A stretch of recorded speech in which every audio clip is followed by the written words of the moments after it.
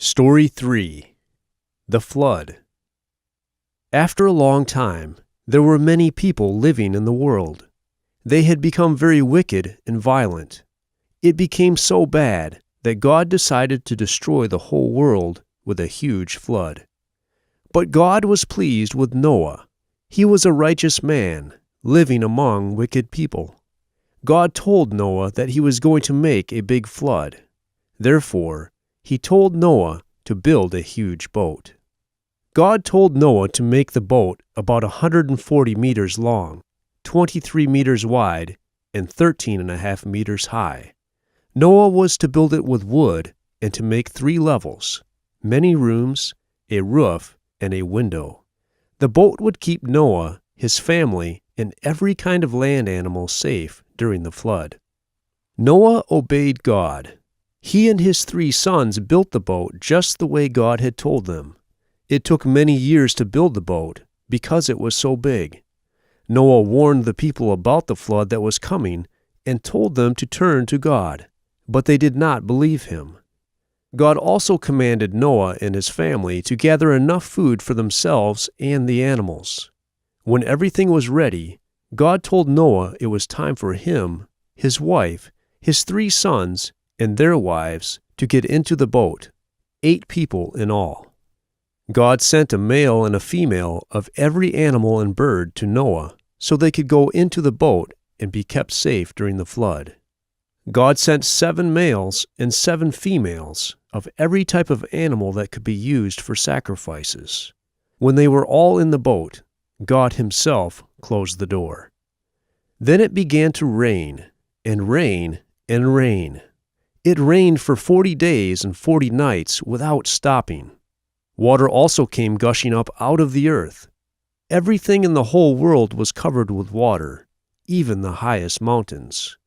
Everything that lived on the dry land died, except the people and animals that were in the boat.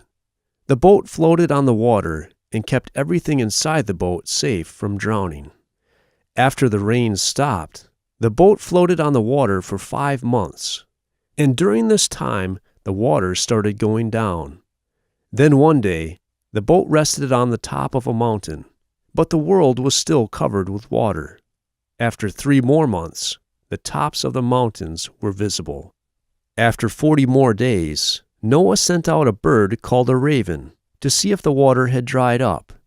The raven flew back and forth looking for dry land, but it could not find any. Later, Noah sent out a bird called a dove, but it also could not find any dry land, so it came back to Noah. A week later, he sent the dove out again, and it came back with an olive branch in its beak. The water was going down, and the plants were growing again. Noah waited another week and sent out the dove a 3rd time. This time, it found a place to rest and did not come back. The water was drying up. 2 months later, God said to Noah, "You and your family and all the animals may leave the boat now. Have many children and grandchildren, and fill the earth." So Noah and his family came out of the boat. After Noah got off the boat, he built an altar and sacrificed some of each kind of animal that could be used for a sacrifice. God was happy with the sacrifice and blessed Noah and his family.